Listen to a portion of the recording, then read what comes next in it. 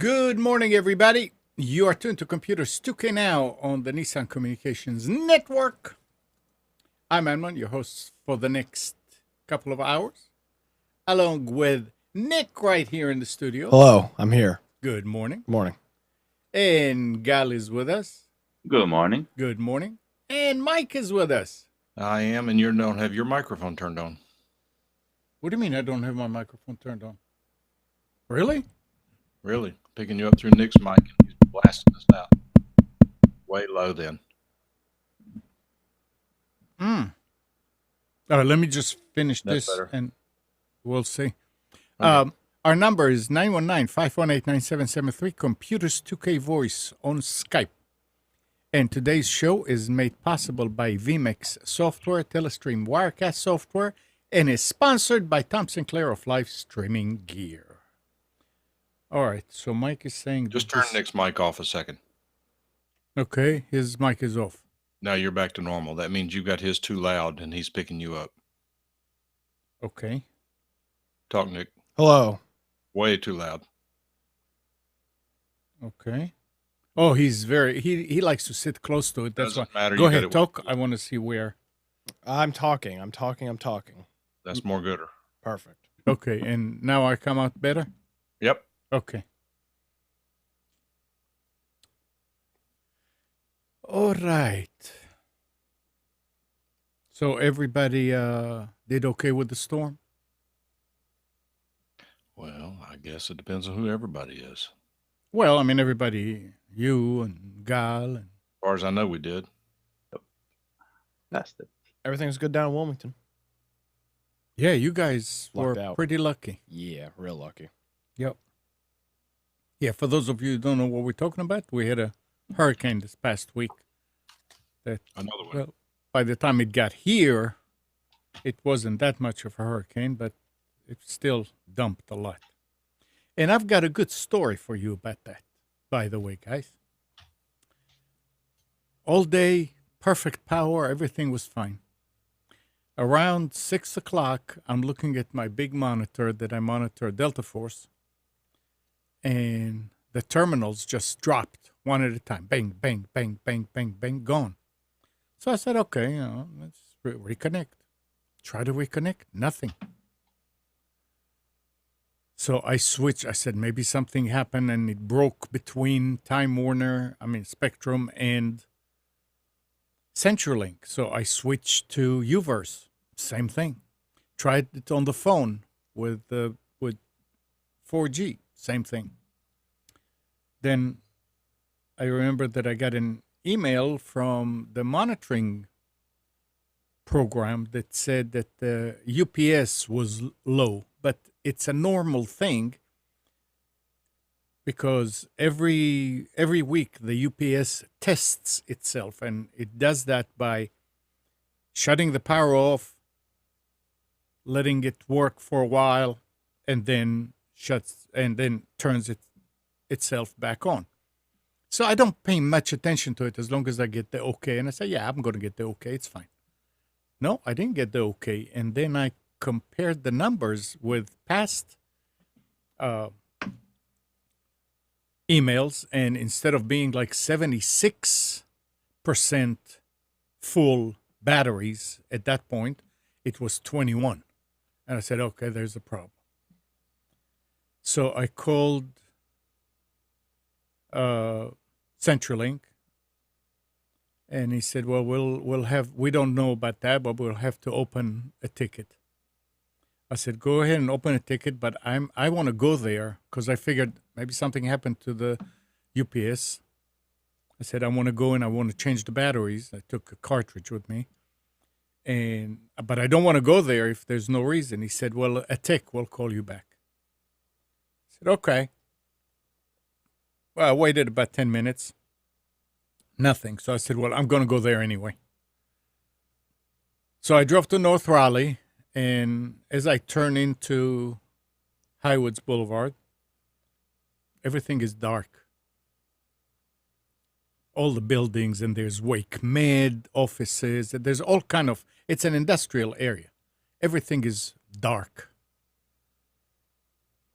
Got to the building is dark for all practical purposes. I mean, you could see lights in the stairs from the outside. It's like glass, and you can see it. So I got in, pressed the button for the elevator, nothing. So I went up the stairs, which had lights, and got to the colo door and used my card. The door did open, but it was dark. I mean, pitch dark. I mean, we're talking now about 7 o'clock or so. So, but I kind of looked around the corner. Everything is quiet, no fans running anywhere, nothing. It's like dead still. So I said, yep, the power's out. So I went downstairs, got in the car, and called CenturyLink again. And he said, well, nobody called you yet? I said, no, but let me tell you, I'm here, and the whole area is dark. Your generator did not come on. And he goes, so he said, okay, let me get one of my senior techs. So the guy comes online and asks me about the address and all that good stuff. And he comes back and he says, that's not our installation. I said, what do you mean it's not your installation? He said, well, sometimes we rent from other companies. I said, listen, I get a bill from you guys every month. I don't care who you rent from. On my bill, it says for customer support to call this number. That's you. So don't give me this. So he said, well, let me look. And he comes back and he said, well, there's nothing that I can do. It's an environmental group that takes care of that. So let me get in touch with them. I said, okay, I'll hold. He said, no, you can't hold. It's we need to wait until they get to your ticket. I said, well, how long is it going to take? And he goes, we'll get to it when we get to it. And I said, look, you have a bunch of companies that are co-locating up there, big companies. I know I'm a small fish. You can't tell me that you will get to it when you'll get to it. I need to know. I mean, all you have to do is send somebody to start the generator. Something just happened because they do have a generator. And he said, sir, it's okay. We'll get to it when we'll get to it. And I said, okay, thank you. I started the car and came home. And at that point, I decided I'm getting out of there. That's it. I mean, the sooner the better. And while I was sitting there talking with Ron about that whole thing, the phone rang, and it was CenturyLink. And it was the first guy that answered the phone. And he said, Mr. Nissan, I want to apologize for my senior tech that talked to you. He shouldn't have talked to you like that. There was no reason for that. I know how things can be. I said, listen, senior tech or not, this is ridiculous. You know that we had a hurricane that was supposed to really hit us, which it didn't. We had no wind. And I mean, everything was a lot less than what we thought. Somebody, but nobody knew it's going to be like that. So somebody should have gone and checked that generator a day before to say, are we ready for this? And obviously it wasn't done.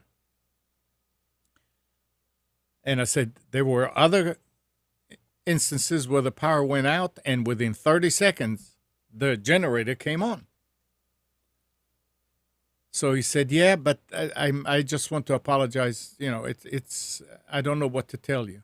I said, "Well, I know what I'm going to do. It's okay. But thank you for calling." I mean, he was sincere. As I'm talking with Ron, telling him that if the power doesn't come by tomorrow morning, I'm going to go get the machines. And I said, "Ron, you're going to clone them to some VPSs because I'm not going to take that." He said, "Yep, we should have done that before." As we're talking, and what I was doing is I was pinging the router. And of course, you get nothing. And suddenly it started pinging. I said, "Okay, power is back or generator is back." And I told him, but I couldn't ping the servers. So I said, "It's still not working." He said, "I'm going to just wait because those servers were up for over 2 years." I mean, when you shut them down like that and they come up, they're going to go through a lot of checking to clean up things that were supposed to be cleaned in those 2 years. So just give it about 10, 15 minutes and see. So I waited, and it didn't come back up. I took the car and went back down there. When I turned in, yeah, the lights are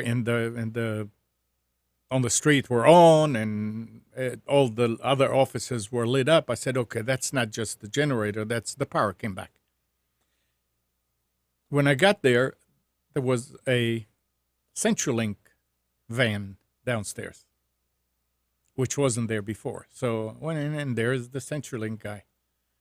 And I said, "So what happened?" He said something about that there are two generator, and the auto switch did not come on the big generator, and the small generator is supposed to tell the big generator. I mean, you know, I don't know how they have it set up, but the power came back. So the machines were still booting. And I called Ron and I said, "Okay, just see if you can connect."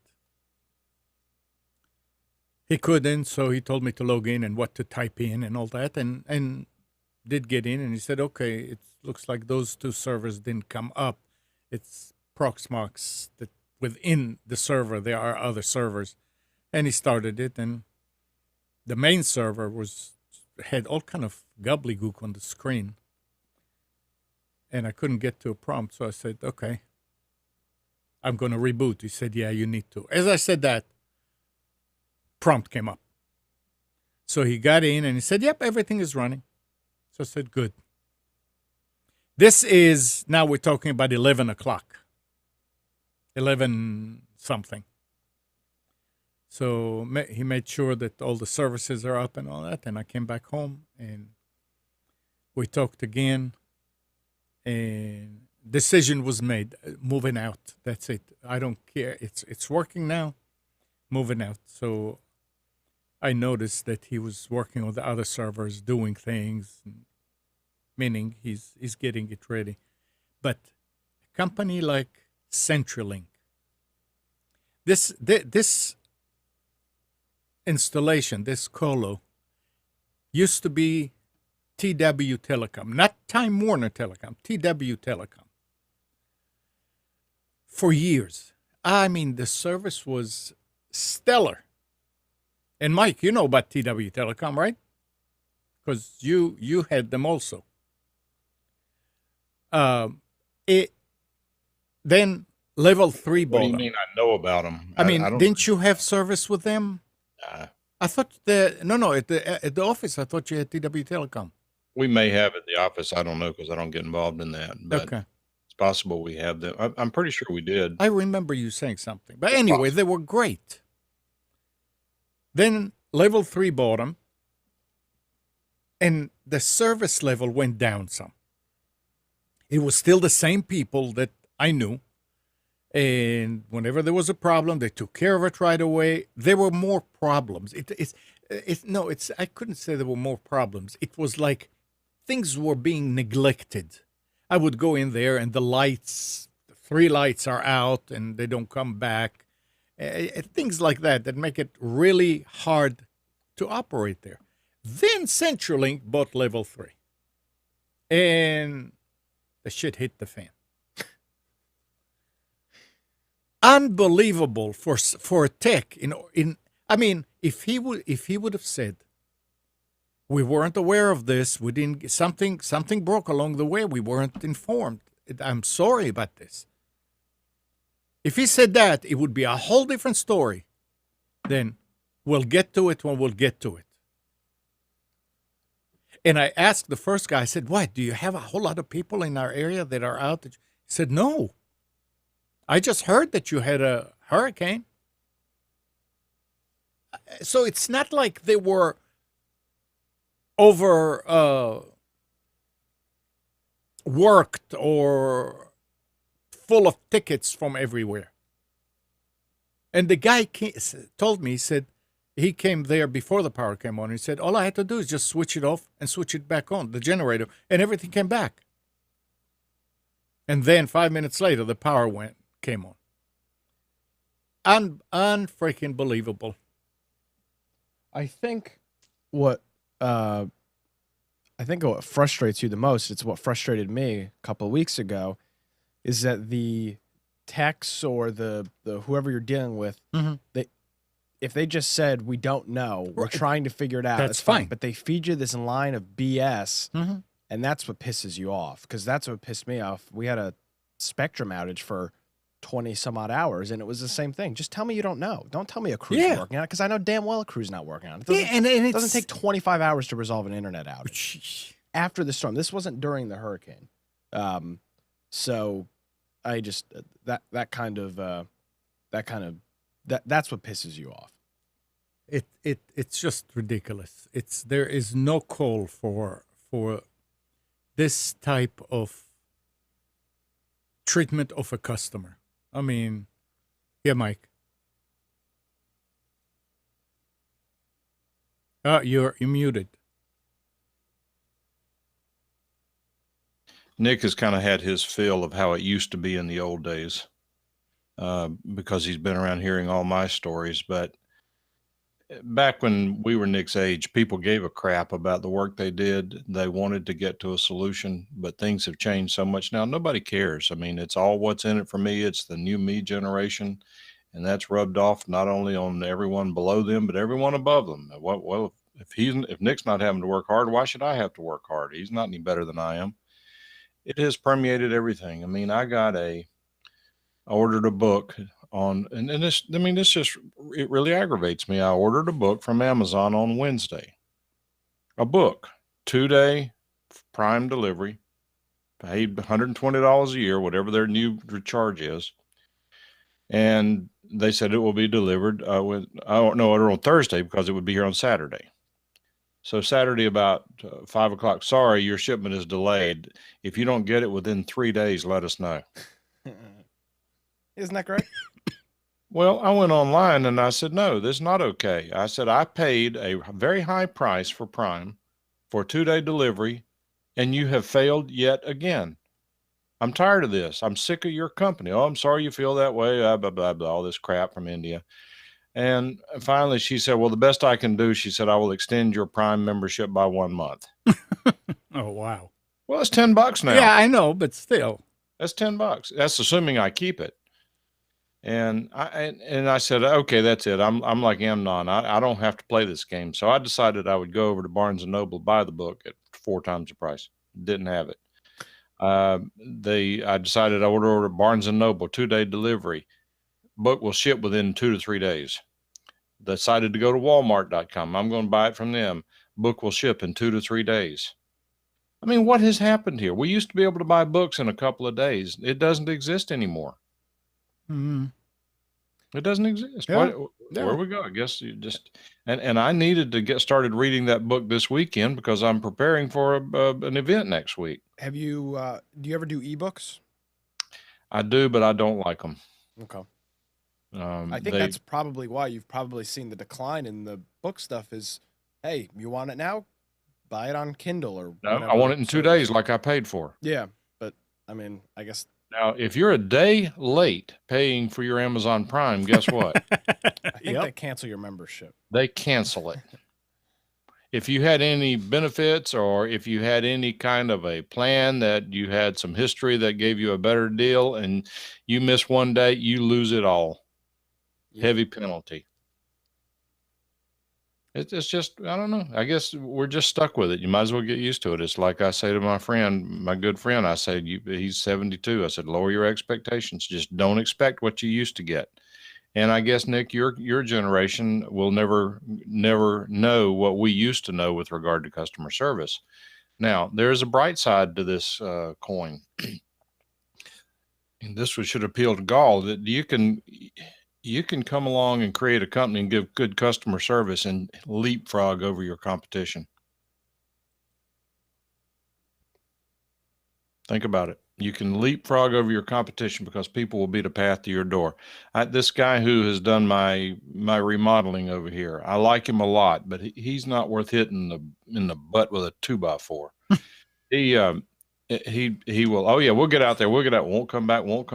And I called my friend who recommended him to us. He did a good job. I'm very happy. The price was not wonderful, but it was reasonable. Mm. And I called her. I said, what are we supposed to do? She said, oh, I had to call him every day.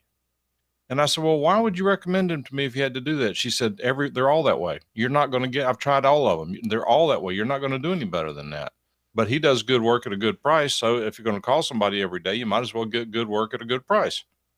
Okay. Well, in my situation here, because I'm so disgusted with customer service, I did business with a local HVAC company who just really screwed me royally. And I'm not done with them yet by any stretch of the imagination. But my upstairs here is 2,400 square feet. The ductwork upstairs is a disaster. It looks like Frankenstein laid it out. And so it's a very, very 2-year-long story. But the fact is that starting tomorrow morning at 8 o'clock, they're ripping every bit of the ductwork out of upstairs. They're ripping it all out from all the way down to the studs and replacing it with properly engineered ductwork. And it's costing me a lot of money. And this is after I've already paid these other clowns a lot of money. But you can pay a lot of money and get what you want, or pay a lot of money and not get what you want. So I've decided to pay a lot of money and try to get what I want. But bottom line is, the reason I went with these guys, and they're probably a couple $1,000s higher than I could get it done if I shopped it around. But they give excellent customer service. They're available 24/7. There's no premium if they call you, if you call them to come by at 3 o'clock in the morning, there's no premium for the service call. They have been around here. I guarantee you, they have spent 15 hours trying to help me get this system straightened out. And the only thing they have charged me for is anything that they have changed. Like they added a pump and downstairs, and they made some minor changes. They replaced some filters, and they charged me for the routine things. They should. But as far as all these hours and hours worth of work, they haven't charged me a penny. And so I'm paying for service. I don't mind paying for service. I believe people will pay for service. That's what pisses me off about Amazon. You subscribe to Prime because you're willing to pay for service. In this case, 2-day service. And when you pay for it and don't get it, what's the problem? That's theft. Yeah. Okay, but I know this isn't. I know this is the computer show, but I think this is interesting. I have some computers in my house. No, well, I mean, we're using computers to do it. Why though, Mike? I mean, clearly there's Because no. I like computers. Clearly, there's no incentive for any of these companies to have good customer service, because guess what? At the end of the day, what are you going to do when you need something? You're going to go to Amazon.com and you're going to purchase it. You'll wait 4 days to get it, and then you'll bitch about it. What are we supposed to do? If I'm going to do that, though, I'm not going to pay for Prime. Well, that's true. Not paying for Prime is a good idea, but they don't seem to care because people are still ordering. That's actually a very good question, Nick, because I thought that very same thing myself, and I'll tell you what I've decided. And I would love anybody in the chat room to weigh in, or you guys to weigh in, that in my opinion, what is happening and what I really hope is happening is that Amazon is opening themselves up for some real competition. Walmart could do it if they wanted to, but I don't think they do. But they're not doing it. I thought they were going to do it. Now, Staples, for example, on office supplies, your favorite company, Staples, has gone into some really good competition with Amazon in that most of what they have is you can get free next day delivery over a certain dollar amount. I mean, let's only talk about purchases $25 or over. I mean, they don't make any money if they ship something for free below $25. They just don't. So that's reasonable. And some are 35. But I also had another experience with another online company where I bought a bunch of magazine. You saw these magazine file boxes stacked on the floor. Yeah. These plastic magazine file boxes. Do you remember seeing those in the hallway, Nick? Yeah. Okay. Yeah. Well, I've got a bunch of those, but I bought a bunch more because there are a lot of magazines that I save forever. Will I ever go through them? I don't know, but they're mine. And so I wanted to find those. And the cheapest I could find was a company called Shoplet, Shoplet, shoplet.com. I placed the order with them. It said it would be shipped. It was free shipping over $35 or $50 or something like that. And they said it would be there within 3 to 5 days. It was here the next day. I ordered on Monday. They got here on Tuesday. The price was the best I could find anywhere. It was free shipping, no tax. It was a good thing all the way around. And what was strange after that is about a week after that, they sent me an email and they said, I am your inside sales representative. I'd like to ask you a few questions. You may qualify for a Premier Business account at no additional charge. With that Premier Business account, you get special pricing that is as much as 60% off of some of the prices on our website. They asked me the questions, how much do you buy, how many employees, which I don't qualify for any of that. I didn't even respond to the email. But my company, when I go back in next week, I'm going to show that to my company. And considering all the money we waste on stuff, might be able to save some money dealing with these people. Bottom line is, I think that companies are trying to compete with Amazon. I don't know what Amazon has going for them that they are able to do the low cost and free shipping. I know it's volume, but I believe that there's a certain tier at which the post office and UPS don't go any lower. They've got a cost of operation. I mean, that's like if they lose money on one package, they can't make it up on volume. And so I don't know what's going to happen, but I really hope they get some competition because they have gone from being incompetent to arrogant. Oh yeah, I agree. And when you're thinking about service, yeah, you need a book. You can go to the bookstore and get it, or you can get it from Amazon, and so the bookstore has no incentives. I go to the other end of the spectrum and imagine that American Airlines stopped buying airplanes from Boeing because they did something. I mean, yeah, Boeing is going to suffer. When I'm talking about CenturyLink and me dropping them, I mean, this will what I'm paying them will probably pay their guy a week salary for an engineer over there. I mean, we're talking over $1,000 a month. I don't know how they can just, that's meaningless. Yes, they are big. Yes, this, yes, that. But if it was $1,000 is a hit any way you look at it because of what you're talking about, Mike, that they have a structure to maintain and they have a certain, they plan on their income. To me, that is really stupid and irresponsible to piss off your customers that will just drop you. But it's unfortunate. I think Raleigh is a little bit different than Wilmington in terms of this. Mike, if you need something, there's some stores you can go and get things. Mm-hmm. You've got a larger variety of stores that are available. I mean, I'm from even in Albany, same thing. You need. I think of something obscure. There may be a store. It's a big enough area where you can probably get it somewhere. But down in Wilmington, for example, there's one Lowe's, there's 2 Home Depots, There's one Staples, which is closed. There's one Best Buy, which is closed. The roof caved in with the hurricane. They'll be closed for another 3 to 6 months. Staples is closed. There literally is no other option but to order things from Amazon or, Walmart.com. They do the site to store thing where you can order it.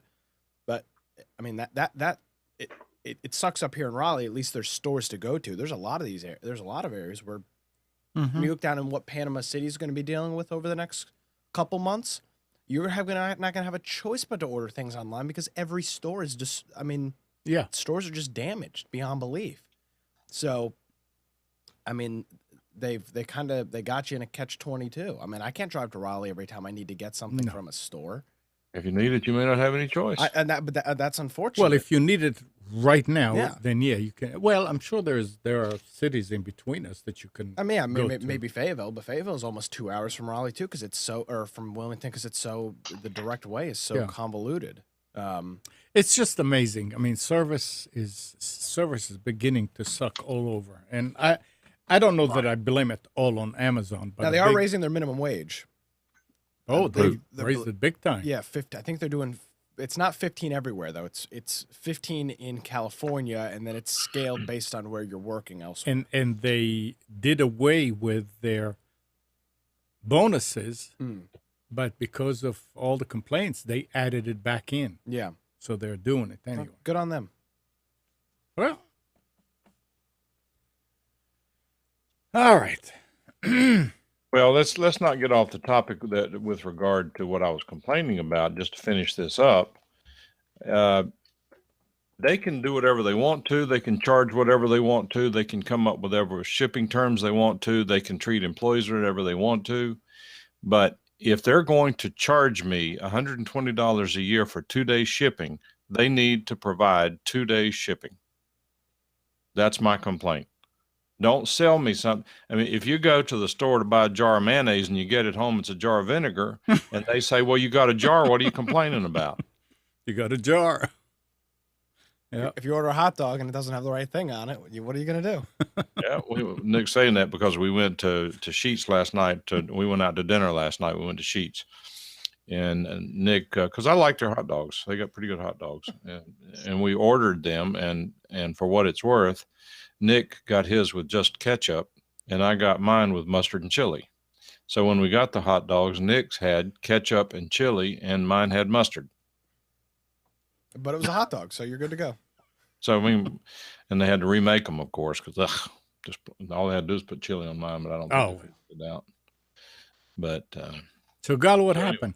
Oh, I'm sorry, Mike. Go ahead. Who knows what happened? I mean, they're sitting there, and I said, here we go again, getting old, wrote down the wrong thing, went too fast on the automatic ordering terminal. I pulled up the receipt, and we had ordered it correctly. Yeah, it probably went through Amazon. Yeah. I don't know. I don't know what the solution is. But you know what? When the problem, and this is something that we've talked about, when the problem gets bad enough, there will be a solution. Right now, people are just willing to accept it. People are, well, okay, it's a day late. That's not going to change my life. I get that. But the point goes back to, if I don't need it in 2 days, or if I'm not willing to pay for it in 2 days, then don't charge me for Prime. Once you charge me for it, you now have an obligation to deliver what you sold me. If you're not going to deliver it, stop selling it. But I hear all of what you're saying, but nothing translates to bad service. I mean, the guy that talked to Amnon, that was bad service. That was terrible service, right? That was the service person behaving in the least, in the most. That's because you're in service, so you're in tech support. You know what it is like to forget about me. His underling, the guy working less time than him in the company, knew he was wrong and called you back and apologized, right? Yeah. So. That was the guy who called you back. Was he above him or below him? Below him. Below him. Oh, that's terrible. Yeah. That's terrible service. But what you're describing isn't service. Service-wise, they were excellent. The moment they knew that it won't get to you, they notified you, right? I mean, malfunctions happen. You're saying it happens more and more now. I believe you that you experienced it, but I know that me as a customer, I probably saw that once through my whole time working with them. So, I mean, yeah, fuck ups happen. But I don't see any way where they didn't give you good customer service. You're talking to me or talking to Mike? No, to Mike. I mean, Well, I mean, yeah, but it still doesn't matter because when you Well- sit there and you're trying to eat and you see that you did not get your food and you're in a hurry, you know, hey, no, that's not what I ordered. no, that's not what you ordered, and they replaced it. Did they Right, make a but- mess but- about it? Did they charge you extra? Did they make you feel guilty? No, I mean they just sorry, they- we'll replace it. They give you that go to hell look. That's bad. Then that's bad service. And God right? knows what else they put on the hot dog because I chose to complain. Nick at least ate it. But no, but the Amazon thing is bad service. It is, Gal. It's bad service. They're telling you when you check out, this item will be here on Certain it'll days. say it'll be here on Wednesday the 17th, and then Wednesday the 17th rolls around and they say, "Oh, it's been delayed by 2 days." That's crappy service. Yep. And that's not I would crappy like a more customer function. service. I- That's not I have- customer service, but that's crappy service. Now you contact their customer service, they give you a free month of Prime. That's good customer service. But the only reason the customer service is good is because the service itself blows. Nothing ever comes on time from Amazon. It's not just, this isn't a one-off thing. Every freaking time I order know. something from Amazon, it comes late. I think the only thing that works these days, 2 days delivery, Yeah. is if it's in a local distribution center. Well, this is, and there's some, I've gotten some stuff. Is there a distribution center somewhere around here? Oh yeah. Okay, In because Raleigh. every once in a while I get something 2 days and I can see it ships from, is it in Durham? It's in There's Raleigh. a center in Durham, Okay, yes. because I see it'll originate from Durham, but it's an easy drive. It's 2 hours down I-40. But God forbid it's coming from Pennsylvania So- or somewhere else. I'm screwed. So now we have one in Raleigh and one in Durham. And they're putting one in Durham. Clayton and Garner.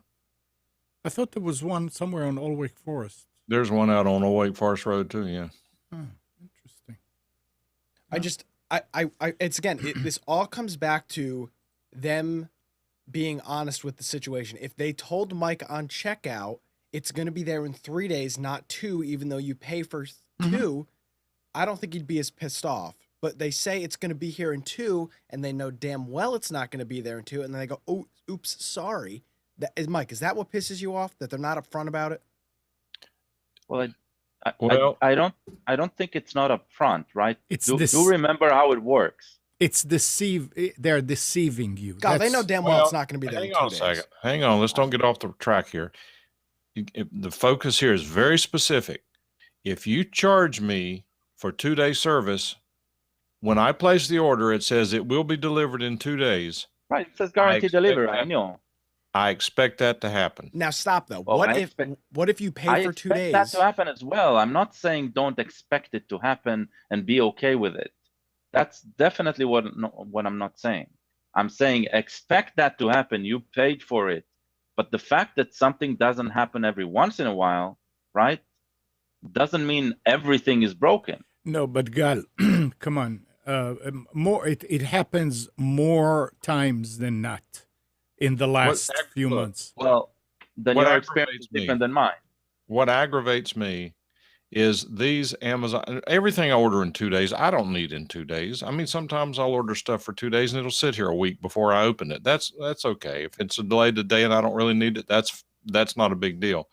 But it seems like they really screw up on the things that are time sensitive on my end, and that's what exacerbates the situation. I had a shipment a week or 10 days ago. I don't remember if I mentioned it when it was. I haven't been on here in 2 weeks, but I had a shipment that was ordered for same day delivery. I ordered it an afternoon for same day delivery, which meant that it would have been delivered the next day. Now, normally when you order same day by noon, it'll usually get here by 9 p.m. Fine. All that works well.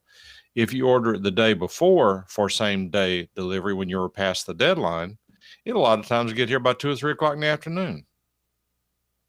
So I get home from the office and for same day delivery, and I get a notice on my phone that your package has been delivered. I go out there, along the front door, the side door, no package, no package. Mm-hmm. So I have to go in, log in, argue with the website to finally get to a person in chat on Amazon. I said, where's my package? It shows it's delivered. It's not here. Well, hold on a minute, and then you wait 5 minutes. The carrier still has your package. They promise it will be delivered tomorrow. Yeah. Then Okay, why did you it lied say? again. Yeah. Then why did it say?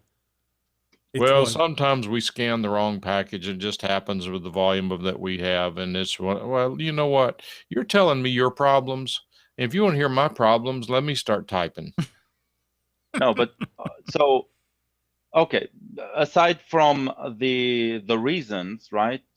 You're saying things need to get better, and they are getting better. One of the things Amazon are doing are their scanners, right? Not only they're supposed to be matched with GPS. I'm guessing some of the delivery guys, they know how to bypass that. And that's probably going to get tougher and tougher. When always understand how the system works, right? I mean, this is basically what we all do here. Yeah, but Gal, you have to remember, you're paying for Prime. You're paying $120 a year for what? That's why I'm paying it. Don't get me wrong. I'm not defending them. The only thing I'm saying is when you're hitting a snag, right? That doesn't make the entire picture crap. That's what I'm saying. Mm-hmm. Well, it's look, if we had a little piece of crap stuck right here, right beneath the nose, then the entire world smells like crap, right? But it's just a tiny piece. I'm saying look at the whole picture. Well, we have 2-day shipping as an option that we can buy. Not only that, but we can subscribe to, right? And it usually works. That's what I'm saying. Oh, look, when you got up this morning and you weren't sick, did you say to your wife, wow, what a great day. I'm not sick today.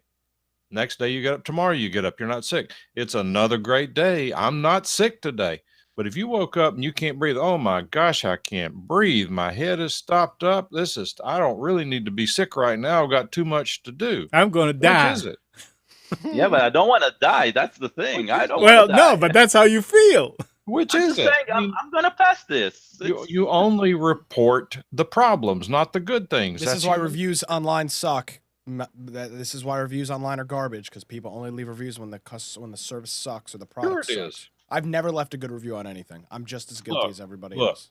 I am, as you know, I am an attorney. Oh, what? Yep. I didn't want you to know, but I've now told you. Oh, my God. I've been living a lie. Yes. Now, having said that, attorneys deal with contracts. When my daughter first started learning about the law, she says, I can't believe you guys split this many hairs when you're doing things. And I said, yes, I'll give you the case of the $8 million semicolon. And then, of course, she became a lawyer and she understood why we have to split hairs the way we do. See how many hairs I've split? I've got none left. But the point is that Amazon made me an offer. They agreed to deliver packages in 2 days if I paid them $120 a year. I accepted that offer. I paid them the $120. Offer, acceptance, consideration. We now have a contract. When they don't ship that package in 2 days with no notice, no warning, no explanation, they breach that contract.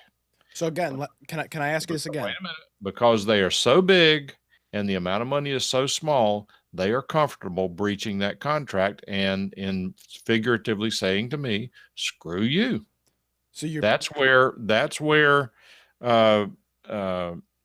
lawsuits come from whenever you see things like class actions. So you pay $120 a year for Prime. If they told you beforehand that the product was going to take 3 days to ship instead of 2, would you be as upset? No, Okay, because I feel the exact same way. That's what pisses me off about it. no. And That's I'll, what I Would think. be The upset. I malfunction. don't know that I'm upset. I would be disappointed. I would be frustrated with them because, and the reason I say this, if you follow me on Twitter, you know that I whine too much about Amazon on Twitter, but I do it to tweak them because they need to hear it. But the thing that aggravates me is that at least 1/4 of the things that are marked as Prime will show delivery in 3 or more days. Yeah. Okay, because I don't think you're being unrealistic about it. I mean, I'm great. but Mike, I'll bet also that if you read the contract, somewhere it says that, it may not happen every time. Because otherwise they'll be sued again and again and again. They must cover their asses somehow for things You're like right, that. Amnon, but I will tell you the way contracts work is sometimes the court will read between the lines. And what that says is that if I enter in with a contract to empty your trash cans every day, you pay me to empty your trash cans. Mhm. It goes well for 3 months, and then I miss a day, then I miss 2 days, then I miss 3 days, and I have in my contract that life happens. Some days I will not be able to make it. Now I'm not coming 3 out of 5 days a week. Do you think the court's going to let me rely on that excuse? No, because I have frustrated the purpose of the contract. The contract was for you to have your trash cans emptied, and only reasonable people would assume that I would do it at least 4 out of 5 days a week. All right, so to go on with this, Gal, did we cover it? Thank you. I would All right. I would just add one thing. Okay. Live in Israel for a month, and then you'd love the 2-day. But we don't 2-day live in Amazon Israel. Prime. Now, Oh no, listen. Guess what? You don't either. not anymore. Not right now. So I mean, that's a specious argument. If I wanted, I mean, there are No, benefits. to living all in- I'm saying is I just had to ask. experience. Yeah, and you know what?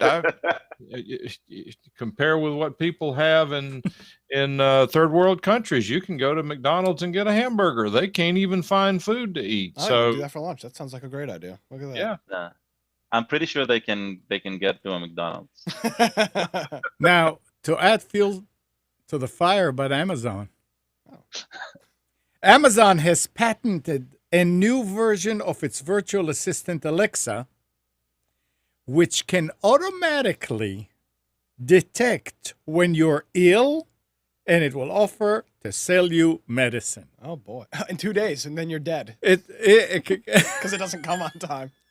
You die. Yep. Yeah, you're dead. Oh, sorry. So UPS screwed up the order. We apologize. Can we give you another month of Prime? Oh, wait, you're Yeah. dead. Sorry. It will sense when you're ill. What do you know? Now, what would you do if it was late?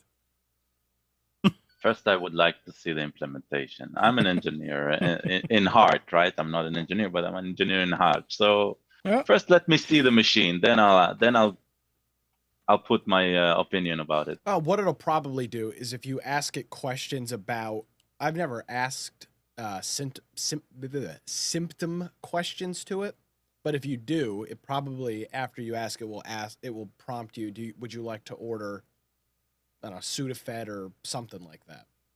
Yeah, it can't be. I'm sure You it's have an not Alexa here? it's not a prescription. Do you have an Alexa here?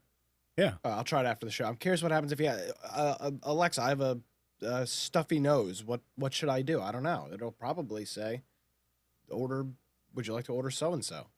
okay. But you bring up an interesting issue here, Nick, because I'm not a conspiratorialist by any stretch of the imagination. Do you know But that somebody doesn't mean there aren't nefarious things going on around you. And I will tell you that it was known 10 years ago that the single best predictor of flu outbreaks is Google. Oh, yeah. Because people, the number one research topic on the internet is health issues. They can tell by where these search requests come from, where the breakouts are likely to be, and they're more accurate than the CDC. It's just amazing. They could probably, if they got into weather, they could probably predict weather even better than Greg Fishhead.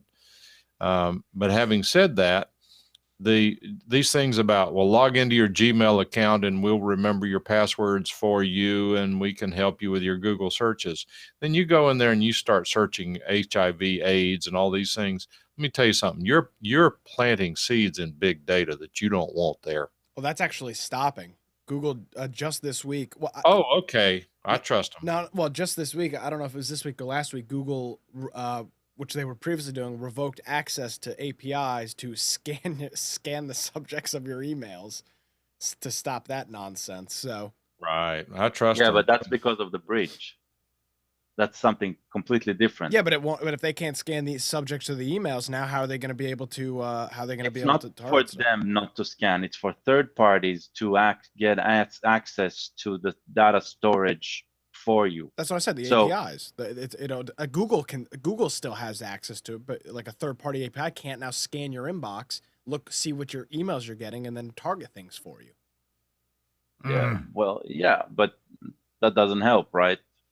I That mean, didn't change anything. It just, hey, we blocked it right now because it's buggy. They Oh, didn't yeah, say well, it won't come back. good point. Good point. Yeah. All right. Hey, Mike. Mm. What is this here? Microsoft said Wednesday it had joined the Open Invention Network, OIN, an open source patent consortium. As part of it, the company has essentially agreed to grant royalty-free and unrestricted license to its entire patent portfolio to all other OIN members. Let's try that. Yeah, I mean that's a movement that's going on in quite a few areas, and that is that they look at the patents that they have and decide that. I mean, remember or know that the purpose of a patent is to exclude others from being able to manufacture your product or provide your service. That's Right. the purpose of a patent, to exclude others. It doesn't give you the right to do it. It gives you the right to keep others from doing it. And what they find is that the cost of obtaining these patents and the cost of stopping others from doing it, the costs of these litigations often exceed all of the profit they could ever make off of any of these products. And the idea is that, for example, let's say the hamburger people say, well, I can't go into business without a patent on my product. And I say, well, McDonald's would be in trouble if they had to have a patent on a hamburger. Well, what does that mean? What that means is that they come up with a flavor, they come up with packaging, they come up with a trademark, they come up with something that people want to go in and buy a Big Mac, and they then trademark it so nobody else will have a Big Mac, but they can make an identical hamburger. So the question then becomes, are they a better marketer, or are they trying to make money with patents? A lot of the patents that these companies have are so close to previous inventions that the inventive aspect is very narrow. It has very little protection there. And right now, the cost of litigation, the average patent enforcement lawsuit with a big company is costing them $5 million. Funny enough, Open Invention Network is actually in Durham. Do I know those folks? There's probably somebody with Duke or UNC Yeah, we should see if they want to Or- come on the show, Amnon. or RTI. Yeah. It says what's RTI? RTI is Research Triangle. Technical Institute. Okay, it says they're in Research Triangle Park. I don't know what that means. I mean, no, that's an area, but All right, let's That's see. just, Let's see who's our caller. Caller, good morning. Nope, they went away. All right.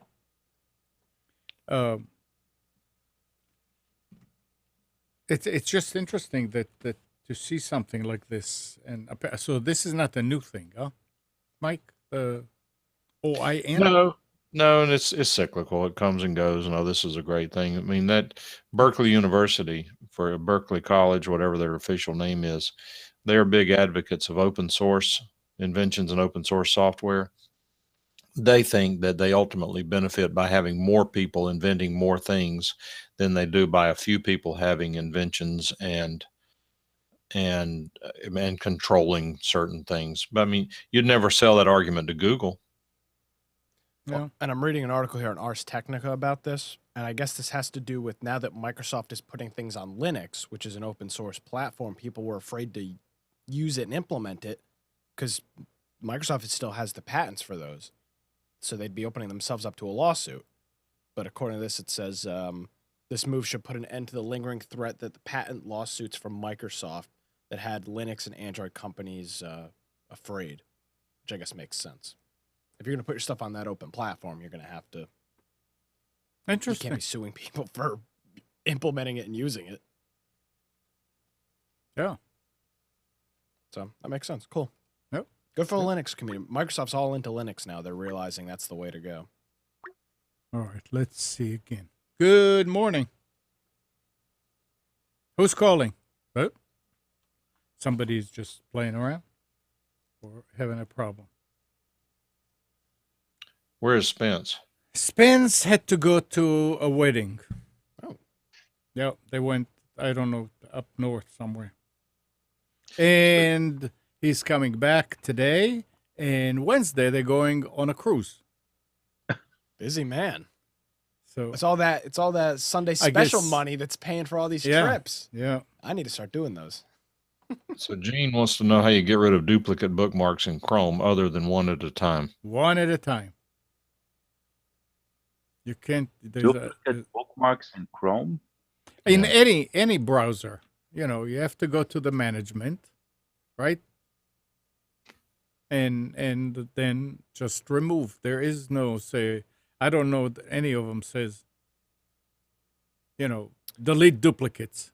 Now, Well, so there is a way you can export it to a file Mhm. and then with an editor, edit the file quickly and then import it back. So that's probably the fastest way. I don't know if there's a dedicated tool, but exporting to a file, editing it, because it's usually when it's exported, it's an HTML file. Yeah, but you So still have to go through each line and say, yeah, this is. You can sort it and see that they are the same.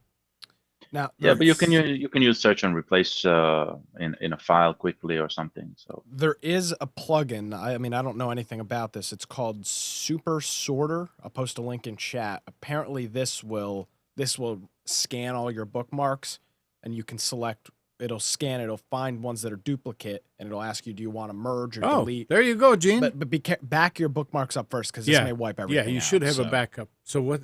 Oh, that's the. Yeah, it's a Chrome extension. It's called Super Sorter. All right. It's got 4 stars and it's got almost 1,200 reviews. So, and it's got 90,000 users. Nice. There you go. Back up your stuff first and then give this a try. Beware, there's no undo function. Use it at your own risk. So, Yeah, absolutely. But yes, if you, what I would do, I would export it. Yep. To To a a file file. and keep it there, and then Run this tool manipulate it so you see what can happens. always. Yep. Good luck. Let us know how. Let me know how it works out if you. Yeah, run. let us know, Gene. My bookmarks are such a mess. I'm looking at them right now. Jeez. All right. Let's see what else we have here. So Apple released iOS 12.0.1, the first official update to the iOS 12 OS that brings a number of fixes, including the charging issue that was affecting some iPhone XS owners, and the fix to the 2.4 gigahertz Wi-Fi that's coming from Mac rumors. So now you can upgrade your device to iOS 12 with the update of 12.0.1. There you go. Yep.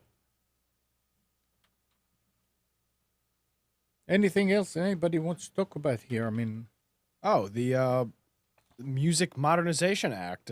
Trump had Oh, yeah. Kid Rock and somebody else and Kanye West talking about the Music Modernization Act. And from what I read about it, of course a lot of the stories about it got political for bashing Trump for whatever reason. But it appears it has got something to do with streaming services like Spotify and Pandora having to pay. They have to pay royalties to artists. I don't know how it was before, but it's got something to do with requiring them to pay royalties they may not have been paying before. weren't they required to pay it now? I mean, I don't know. That's what seemed odd to me. But I don't know how music licensing previously worked. But that's That's So what what's going on now. does this mean that it's going to do away with what is it, ASCAP and BMI and all that? No, I don't think so. But I Oh, that's just for streaming. this is for stream. Oh, okay. But the problem, you look it up, and I was trying to read about it last night, was all the articles get political with it, and I really couldn't find out what the hell it did except for it guaranteeing the way that music right holders, artists, or whoever license record companies get paid from the streaming services. So Yeah, it's not. Hopefully, I don't know that it's going to work because there was an article here that said that where was it? That's where is it? Where are you?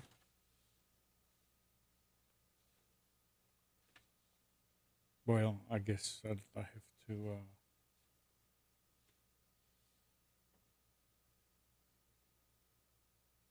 No, I don't see it, but it's here. Something about the people are still. Oh, more than 1/3 of global music listeners are still pirating music, according to a new report by International Federation of the phonographic, not pornographic, phonographic industry. While the massive rise in legal streaming platforms such as Spotify, Apple Music, and Tidal was thought to have stemmed illegal consumption, 38% of listeners continue to acquire music through illegal means. The most popular form of copyright infringement is stream ripping, 32%, using easily available software to record the audio from sites like YouTube at a low quality bitrate. Which is exactly like recording to a tape recorder from radio in the 80s, right? So I guess, I don't know. It's just now it's illegal because it's digital. It's a digital copy. That you, Yeah. Downloads through CyberLocker file hosting services or PNP software like BitTorrent came second at 23%, with acquisition via search engine in third place. Acquisition via search engines. So you can go on Google and do that and find music and save it. They're really doing a lot to help the situation, aren't they?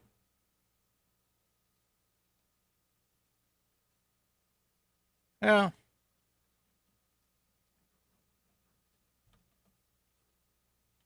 I wonder where Napster is. Napster is a streaming service today. I think there still are Napster. I'm sure they're still around. I've got some sad news to report. This happened earlier this week. Uh-oh. We had a conversation about it in one of the groups. Google Plus is going to be moonlighting next August, I think. They're going to be shutting down their consumer side of Google Plus because they had a huge data leak, and nobody uses the service anyway, so it's all over with. I thought that the Hangouts It's more are part than of that. It's a huge thing. It is? Not that they're going out, but the breach. Oh, the breach is huge, yeah, but they're shutting down Google Plus because it's easier to shut it down than to deal with it. Isn't Hangouts part of it? Yeah, I don't know how they're going to deal with that. No, so focus on what they're shutting down. They're just shutting down all of the social sharing functionality, because what they're going to do is they're going to transition it to corporate only. Yeah. So internal sites, corporate sites, they can use Google Plus as an internal solution. A lot of companies are doing that. Microsoft has Teams. Google will have the Google Plus. Salesforce, they have something called Chatter. I don't know if you guys remember, there was a Yammer once, which Microsoft bought. So it was like an internal Twitter. So that's the idea of what's going to happen to Google Plus. But the breach, right? The breach is going to cost them so much, 2% of their annual revenue in GDPR fines. So that's a big deal. Wow. Billions. 2%. Yeah. And it's going to be interesting because it's the first time that GDPR is going to be hitting hard, and it'll be very interesting seeing this unfold. Who gets the money? Any idea? Anybody knows? The European Union. Who in the European Union? I don't know. Yeah, they can piss it away on other stupid stuff. Jeez. Interesting. And that's before lawsuits. So that's just fines from the government, right? Then there are going to be probably civil suits around that, so around the breaches. And that is, this is the most interesting thing. The reason for the fines is not the breach, is the cover-up of the breach. The GDPR rules state that a breach needs to be publicized, notified about less than 72 hours from when it was detected.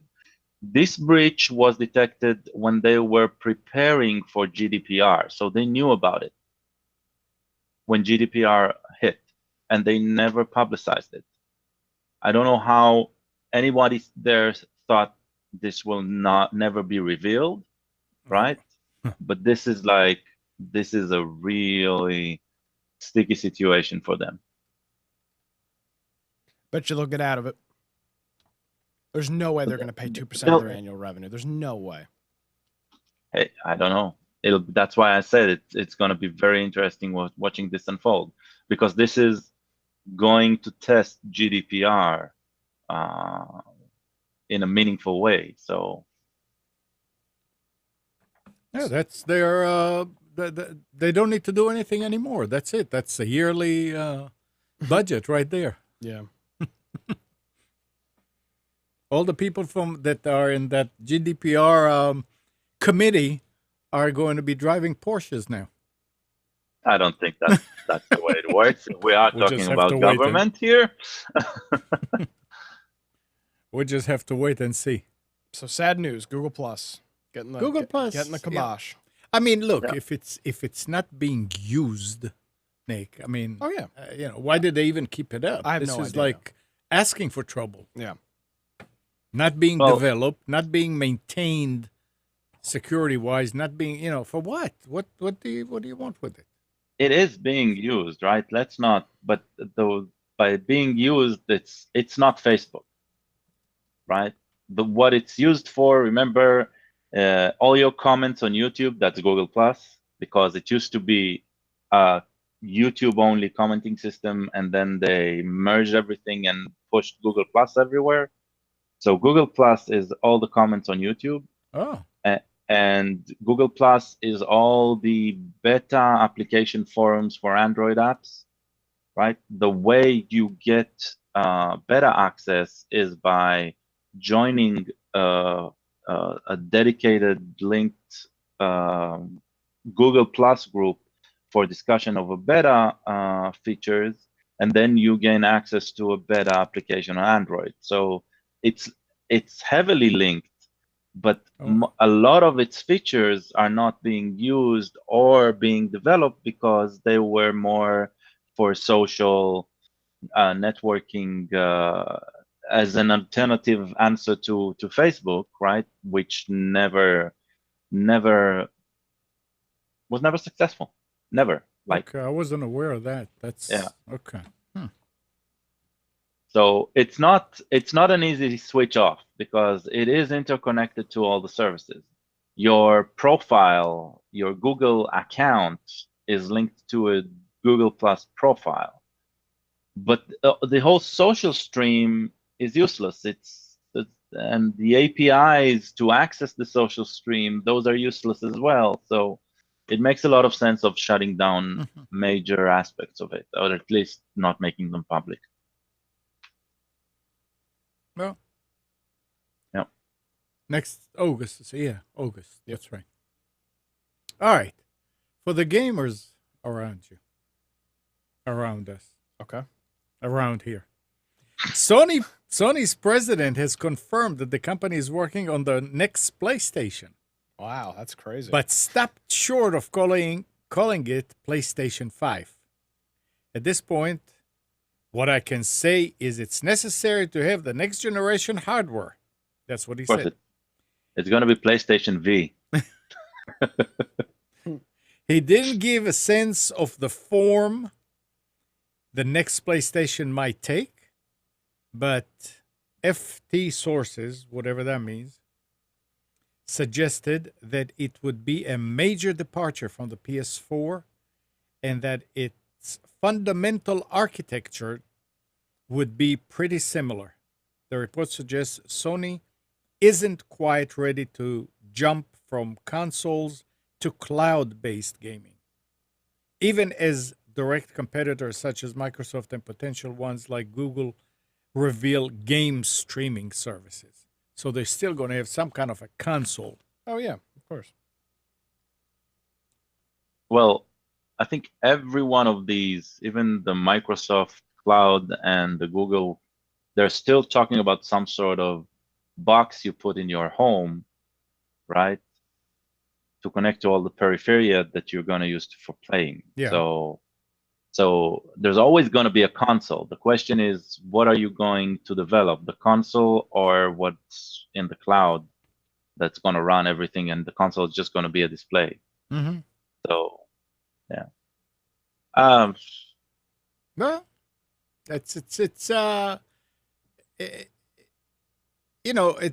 gaming and gamers are still the people that are fueling faster and better computers and consoles and whatever. I mean, if it wasn't for gamers, we wouldn't do all the CPUs, all the video cards, everything faster and faster is not for us to use Microsoft Word. No. It's for gamers, for gaming. So this is interesting that they're doing that. I mean, when you're talking, and I don't exactly understand how that works. So you have a console on your computer, on your disk that you're using. It has to work faster than if you were in the cloud, because the cloud depends on your internet connectivity. So how is it better to be? I mean, it's easier to update cloud services, absolutely. For the company, it's better, but for the user, I would think you would want. And what happens if your internet goes down? If you're on a cloud-based gaming, internet down, can you still play? I don't know. Not if not if you're streaming it from the cloud. No. Right. And I still don't understand. And Mike, you can tell me, or Gal, or you don't use the Office that comes from the cloud. If you just have a subscription to cloud base, what happens when the internet goes down? Well, you have a program on your computer though. Then yeah, what you makes it download the what? You download Office. So Cloud-based is the license. So what makes it cloud-based? Cloud-based to me means I need a hard drive the size of my OS. That's it. Everything else is on the cloud. How is it? How is they that? Allow you. They allow you to store the files on the cloud. They allow you to view them without anything locally. Sometimes they allow rudimentary editing, but it's not Google Docs. So it's still Office. So in other words, the only thing that you get with that Office is sort of like a cloud drive that you put your data on, your documents, your spreadsheets, your whatever. The program itself is on your machine. Well, you can use the program in the machine, and you can use a very basic version editing that allows editing on a web browser. So if you're not at home, if you're not Yeah. at your base PC, and you can usually install the software in 3 locations, right? So the license, it's a cloud license more than a cloud system. Okay, so do you use it? Everyone uses it. Most enterprise companies, they move The- to okay, Office 365. So are the files stored locally and on the You cloud? choose whether you store it only locally or you store it on a drive, and that depends on the company you work for and their No. Okay. and their policy and all that. But yeah, Interesting. I like everything on my machine. I don't like that being yeah. over But when there. you're where it comes from the idea when you have 1,000 or more employees, and now you manage Exchange for them. You Yeah. manage Yeah. right. The complexity is huge. There is a huge cost for that, and apparently paying $50 a head to Is- Microsoft makes sense. Yeah, if everything works okay. Well, that's the thing. They take the responsibility for it to work okay. Your IT team, when it comes to that, their responsibility is that the internet connection works, and the routing works properly. And- The single sign-on will work effectively, but that's it when it comes to that. So your IT team is more about monitoring that the system works instead of maintaining each and every piece of it. And when it comes to the deployment, the large deployment, upgrade, stuff like that, that is where probably the money is made. No. Makes a lot more sense to the IT teams to do that. But yeah, you need to trust Microsoft to secure your data. That's the That is- problem right there. Well, you say it's a problem. When it comes to litigation, I think, right?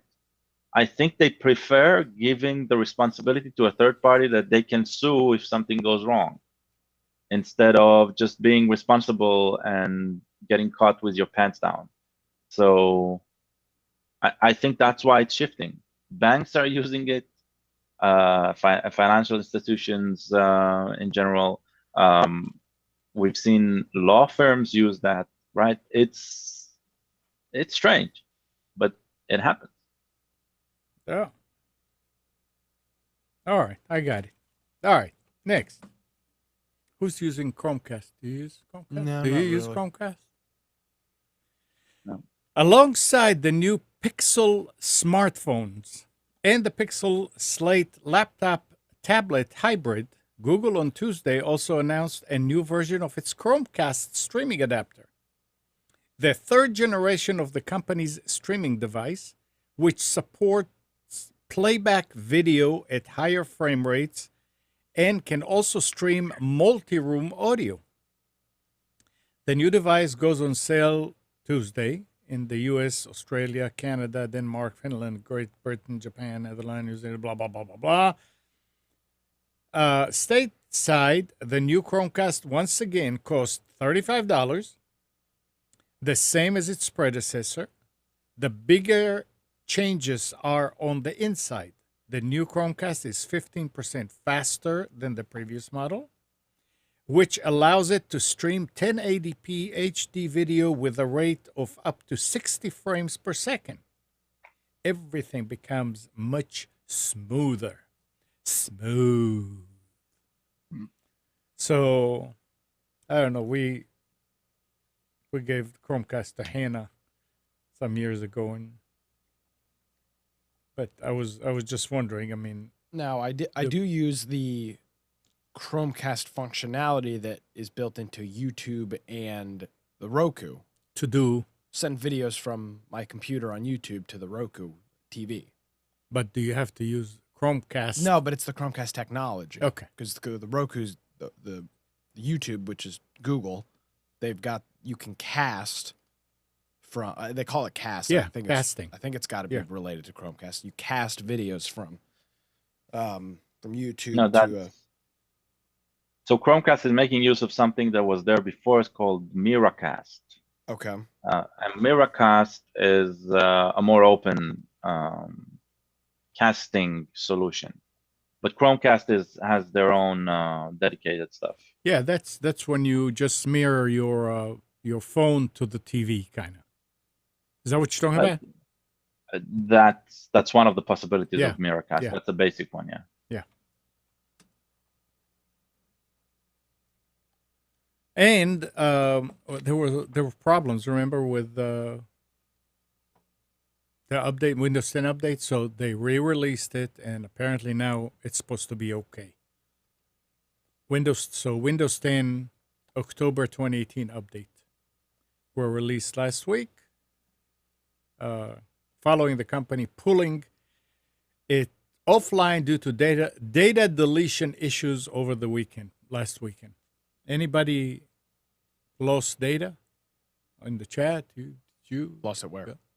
when you updated to Oh, I haven't done to 12. No, I haven't done it yet. no the Windows 10 Windows. updates. Oh, no. It tried doing the update the other night. It said shut down and update, so I just held down the power button and turned it off. I'm being dead serious. Okay, well, that's fine. Some of the lawyers in the group that I'm in actually lost files with the original update. Yeah, the original that was the problem with it. It deleted files. Other than that, it worked great.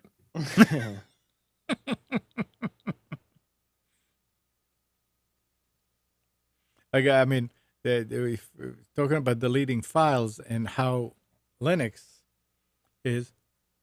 Friday, I got a call from a customer that said that their website has been down all day. I said, "Oh no, you have a problem?" I said, "Not anymore. We hit some last night." And he said, "I can get to my website." So I went, and sure enough, get a 502. So I went and I tried to restart the web server just to make sure, and it did not want to load their version of PHP.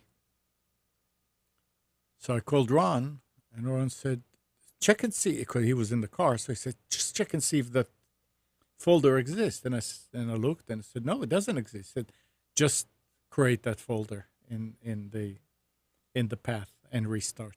That fixed it. So things like that happen when you just press the button, hold the button, and turn off a computer.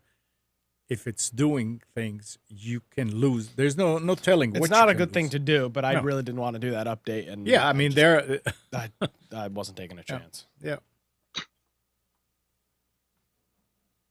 But yeah, so it's safe now to update to the new to the latest Windows 10 updates. You don't need to rush to do it. Just wait until it comes. What is it, Gal? Allegedly. Allegedly, yeah. Okay, allegedly. Right. I know we talked about it a couple weeks ago. Have we covered the Chinese Ethernet thing now that we've actually got more information on it? We talked about it last week, but no. Yeah, well, Chinese Ethernet or Chinese That's what I'm saying. Spying stuff. The spying Yeah. stuff. Did we cover it last week? Was that before or after that big Bloomberg article came? Because they did two. That was the Bloomberg thing. But they did two. They did one like a couple weeks ago. So we've already covered that. We covered Yeah. it. But about the chip inside the motherboard. Okay, yeah, we covered that. I couldn't remember if that happened between But this week and last week. there's another update to that too, guys. Okay.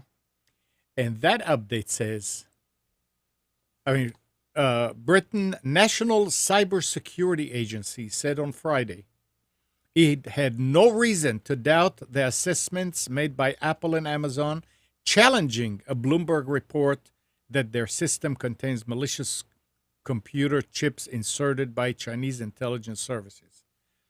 We are aware of the media report, but at this stage have no reason to doubt the detailed assessments made by AWS and Apple.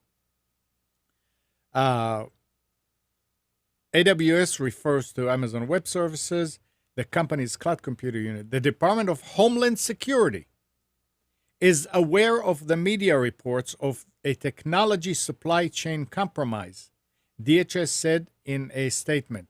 Like our partners in the UK, the National Cybersecurity Center, at this time, we have no reason to doubt the statements from the companies named in the story. So, Homeland Security is saying that may be all a hoax. FBI director answering questions said, don't jump to conclusions just because you read it somewhere. So there's still no hard evidence anywhere that this actually happens. It's Bloomberg reported it, and then we talked about it last week that Apple and Amazon denied that there was such a thing. And this week, two stories coming out from DHS and from the Britain GCHQ that don't believe it right now because we're still investigating. You know, I don't know. So conspiracy theory, Infowars, trying to shut everyone down.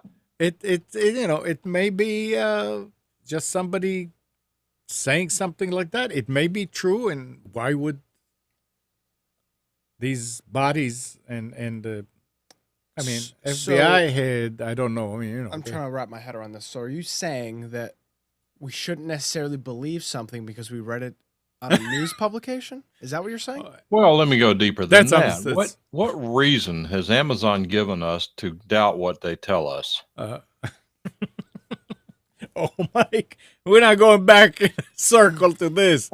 You know, They my lied wife about said the something shipping. a while ago, Yeah. not to dig into this again, but it was really an interesting point that it probably has some wide-reaching implications. That when you take a company, this used to be the big complaint whenever the chain stores would move in and wipe out the mom and pop shops, and then all you're left is with whatever the chain store wants you to have. Mm-hmm. A lot of companies could not compete with Amazon, so they discontinued certain products because they couldn't compete on price or delivery. Now that Amazon is croaking, these other companies don't provide those services, so now they're not available anywhere in a hurry. That's what I was telling you about the book, but I thought that was an interesting observation. Yeah, it's just interesting when Christopher Wray is saying, "Don't jump into conclusions just because you read it," and then England is coming up and saying, "No, not yet," and Homeland Security then turns around and said, "We don't have any hard evidence in so many words." Well, then let's talk about conspiracy theory then. Yeah. Who could doubt the FBI? Yeah, but I mean, realistically, this could be such a big. If you've got a 25%, a quarter of Ethernet chips that are out in use that are potentially infected with this, that are the Chinese malware essentially baked into the chip. Of course, they're going to say, "Oh, don't necessarily believe this," because literally half of the computers or a quarter of the computers. Yeah, but what they say is what reminded me of this is when Gal was saying allegedly. So I don't believe Apple, Amazon, DHS, the FBI, or whoever the hell the British agency. Yeah, I mean don't buy the that truth. for 1 second. The truth is that if I had to get a server today, I will make sure it doesn't have a what is it? A micro whatever. It's not super micro.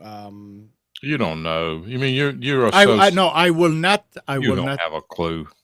I mean, Gall says he's from Israel. He's really a Russian spy. It's better to be safe than sorry. Niet. See? Yep. As soon as they deny it, you know it's the truth. Salem witch trials. All right. And when Chrome 70 arrives on October 16th, it will drop trust for a major HTTPS certificate provider. No. Which one? Not Let's Encrypt. Putting hundreds of popular websites at risk of breaking. Chrome 70 is expected to be released on or around October 16th. Is it Let's Encrypt? No. Oh, okay. When the browser will start blocking sites that run older semantic certificates. Ah, good old Norton. Issued before June 2016, including legacy branded Thought, VeriSign, Equifax, GeoTrust, and Rapid SSL certificate. Why, I wonder? There was some problem with them, I remember, and I can't remember exactly what it was, but there was some problems with semantic. That's the you say pre-2016. It was semantic certificates issued before June 2016, but it's not. I mean, if you have an SSL certificate that you bought from Thought, which is a big. Yeah, but that probably means, so if you remember, I'm pretty sure that's the time, there was a TLS, the SSL, either TLS 1, yeah, TLS 1.0. Right. TLS, there was the 256. Vulnerability, right? There was a vulnerability there that can allow reproduction of the same certificate. Right, that's what it was, yeah. If you have the same time, there was a lot of, it's not easy, but it's possible, right? Mm-hmm. So I'm guessing there wasn't patched. What the issuer, the CA wasn't patched pre-2016. So it's just interesting that that Google decides. Well, they always decide, but it's time that these go away. Yeah, that's true too. Yeah, no, I mean it's not. It has a basis for that decision. It's absolutely fine. Yeah, we don't need it. The CEO of Samsung mobile business, said you'll be able to use its upcoming foldable smartphone as a tablet that you can put in your pocket. While the phone has been teased and hyped up for several months, he stressed that it will not be a gimmick product that will disappear after 6 to 9 months after it's delivered. It'll reportedly be available globally.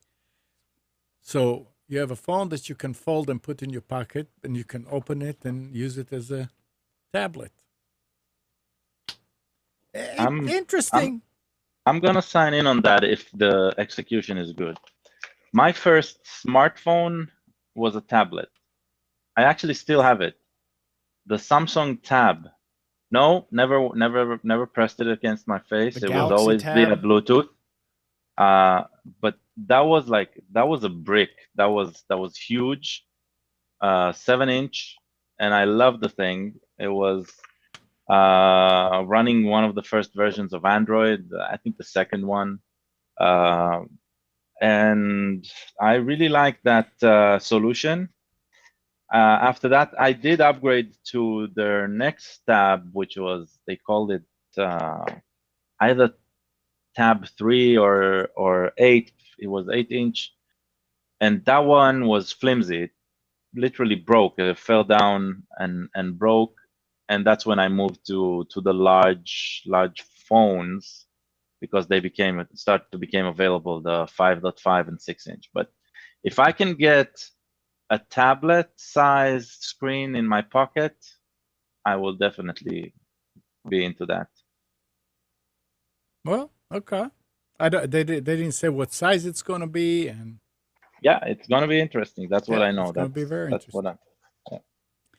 Nick, I'm seeing something in the chat that Mike says we like VoIP. Nick has a problem with them. What kind of problem do you have? I have a problem with the device that I use with them. But I don't know if it's them or you the mean device. The TA? Yeah, it's a TA, but I don't know if it's the TA or them, or I don't know what the problem. I think it's the TA, but and it's from them. It's not their TA. I use a. I thought you had to use theirs. No. Interesting. They're SIP. Use an OB high. No, it's not an OB high. It's a JK audio device. No, I love VoIP. Works great for me. I use them for all the office phones, and it works fine. I've got who's the Chinese desk phone maker? Not damn. Hold on a second. Let me Doesn't find- matter. So,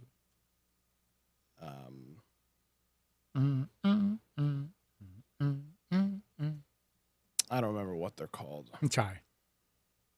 But yeah, I mean, VoIP works nice, and VoIP works nice also because you get 2 lines. Yalink. Garlic. Yalink. Yealink. They're SIP phone. They're SIP.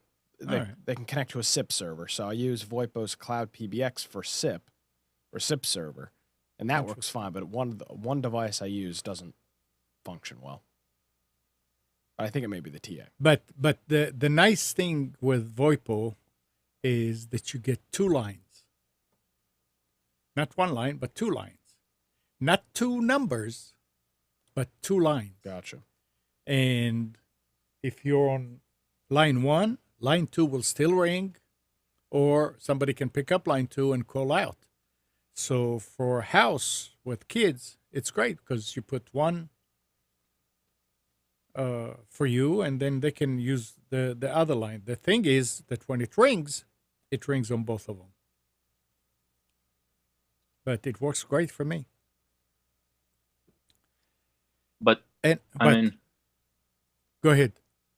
why not use a free service like Google Voice? Well, Google. I don't remember. Well, can you import your number to Google Voice and then get it out of there? There was a problem, something about your number. Well, I don't know. I never had a problem of transferring of a number, right? Yeah, I there was just got the something- free one, but Yeah, there was something about the number, importing the number, transferring the number, and take it back out was a problem. Google Voice is all right, but it doesn't work with every hybrid. There's specific, like it works well with the OB highs, but it doesn't work well with, is it the UMAs? It's not supposed to work with UMA. That's what I'm saying. It doesn't work with UMA. It works with OB high. It does, and it's not, Google Voice isn't SIP where you can just get SIP settings and put it in a phone. It doesn't work. that's well. true. That's true. So there are some limitations with that. Well, I mean, that's interesting because the ones who's asking which VoIP number service we like is Jason. And I know that Jason is using Google Voice. So, Jason, why are you asking? I mean, is Google Voice not working for you? That's interesting here. But if you do use Google Voice, get an OB high device. Those are configured to work with Google Voice, and those work great. As Gal said, free phone number. I'm actually And they're gonna- cheap. That's what I'm using at home. They're It's $35, fantastic. $40. Yeah, I have to deploy one this week. I have an extra one that I need to deploy, so I'll be doing that. Okay. This thing here is interesting, and we can talk about it a little bit. The head of Mozilla again, Mitchell Baker, is warning that companies need to diversify their hiring practices to include more people from backgrounds in philosophy and psychology if they want to tackle the problem of misinformation online. He also warned that hiring employees who mainly come from STEM, the science, technology, engineering, and math, will produce a new generation of technologists with the same blind spots as those who are currently in charge. A move that will come back to bite us.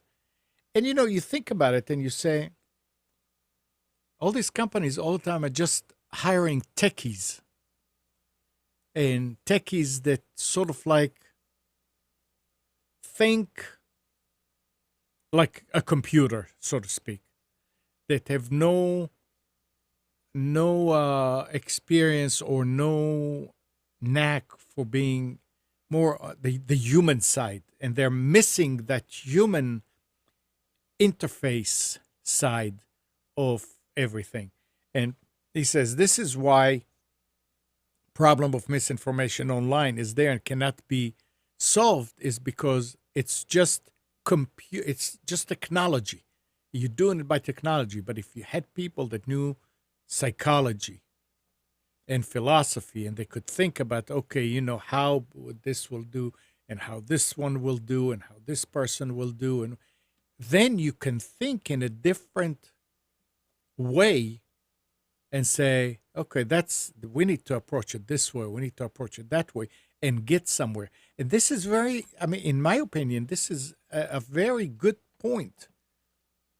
You need to have some people that know human behavior, not just techies. Very true. And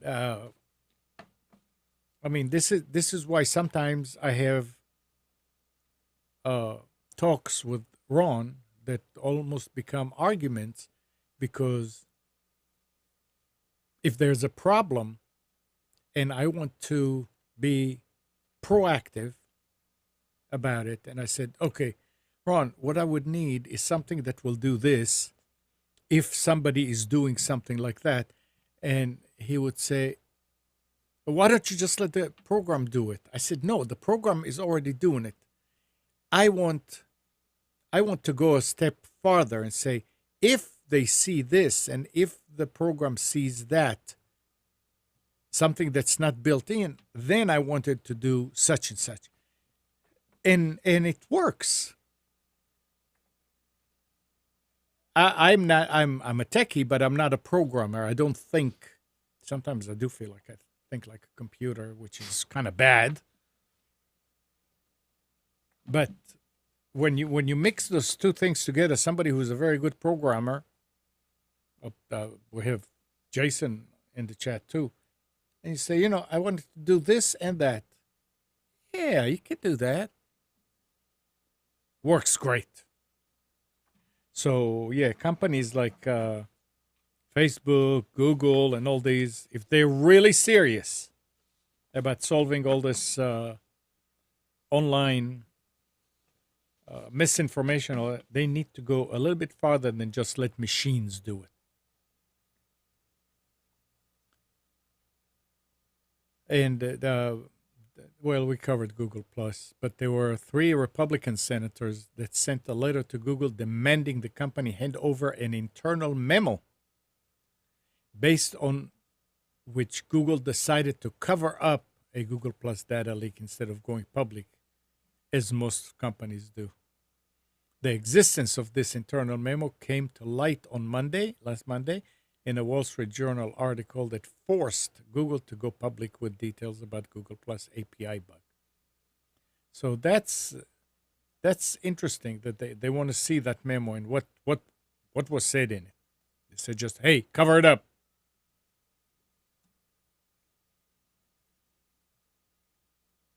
Mike? Yes, Amnon. Nothing? You got nothing? No. You want to talk? I mean, you I didn't do got anything. nothing. We can talk about Amazon if you want to. No, but I hear from Nick that you guys were building something. Is that something that? I'm always building something. I learned about balanced versus unbalanced audio last night. That was a. Yeah. And there will be a quiz at 1:00. Oh, great. I'm gonna fail. I'm not a good test taker. So we talked about inputs versus outputs, and he was going to teach Amnon. Yeah, I need to learn that. And it's not that Mike didn't try. I mean, every time he's here, he talks to me about it. I still screw up when it comes to that. Well, I'm just glad you got all the kids you wanted to have. Oh, shut up. So, some nice momentum for privacy-focused search engine DuckDuckGo, which has just announced it's hit 30 million daily searches a year after reaching 20 million. A year-on-year increase of 50%. Hitting the first 10 million daily searches took the search engine a full 7 years. And then it was another 2 to get to 20. So as growth curves go, it must have required patience and little faith in the run-up. I still didn't use DuckDuckGo, and it seems like they are more focused on privacy. It'll be interesting to try it. I wonder if they'll end up getting purchased. DuckDuckGo, what? I wonder if they'll end up getting purchased. By who? By Google. Somebody. I mean, who knows? Yeah, Google will buy it.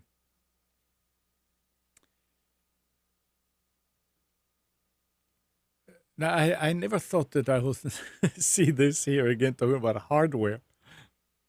During the third quarter of 2018, Microsoft reportedly broke into the top five list of PC vendors in the US for the first time. PC vendors, that's hardware. That's what I'm saying. It's crazy that you still see that. Thanks to its line of Surface computers, laptops, and tablets. VentureBeat reports that the third quarter 18 was flat. It did not continue the growth we saw in the previous quarter. Gartner estimates that worldwide PC shipment increased 0.1% to 67.2 million units, while IDC count a 0.9% decline to 67.4. Splitting hair. Mike, don't listen to it. You're going to lose some more hair. Gartner's, this is nice. Gartner top five vendors were Lenovo, HP, Dell, Apple, and Acer in that order. While IDC were Lenovo, HP, Dell, Acer, and Apple in that order. But Gartner also provides a US breakdown every quarter, and the third quarter was the first time that Microsoft made an appearance, replacing Acer. So hardware is still happening. I don't think hardware will ever stop happening. I mean, they're going to have to sell more because the computers, I mean, it's a lot easier for computers these days because a lot of stuff is being done online. Still waiting for the price of video cards to come down, hardware-wise. When? I said I'm still waiting for the... I thought they did come down. I mean, they did, but I'm hoping they get a little bit lower. Oh, if you're going to wait and wait and wait and wait, you'll never get it. I'm fine. I'll buy one right now. Okay, now I want Mike to listen to this. Mike, are you with us? Loud and clear. You are. Okay. Do Not Pay, a free service that launched in the iOS App Store today, that was last week, uses artificial intelligence to help people win up to $25,000 in small claims court. It's the latest project from 21-year-old Stanford senior Joshua Browder, whose service previously allowed people to fight parking tickets or sue Equifax. Now the app has streamlined the process. It's the first ever service to sue anyone in all 3,000 counties in 50 states by pressing a button. I'm wondering if that means that we're going to see a lot of lawsuits. When people say, oh, all I have to do is just do it this way and it's free. Well, why not? Try that, Amnon. See what happens whenever Yeah. a court charges you with vexatious litigation. It's just interesting that there'll be something like that. I mean, Oh, it's the way of the world. I mean, What's- that's probably in many cases is very adequate. I mean, people ask me all the time, I got a speeding ticket. Do I need to hire a lawyer? Well, I don't know. It depends. What's your driving record? Is this going to have a serious? I've never had a ticket. Well, I can't tell you whether you should or shouldn't because I don't know how the case is going to turn out. But the fact is, a lot of it you can do yourself. Yeah. in that you can go in and, well, what will happen? I'd say, well, I haven't been down there in years, but typically what would happen when you get a ticket is you go down there, you're charged with going 13 miles an hour over the speed limit. You go up to the district attorney before court, and they used to say, would you be willing to give me a PJC, prayer for judgment contingent? No, Right. we don't do that anymore. Second thing is, well, then would you be willing to mark the ticket down to 9 over so it doesn't affect my insurance? Okay, we'll do that.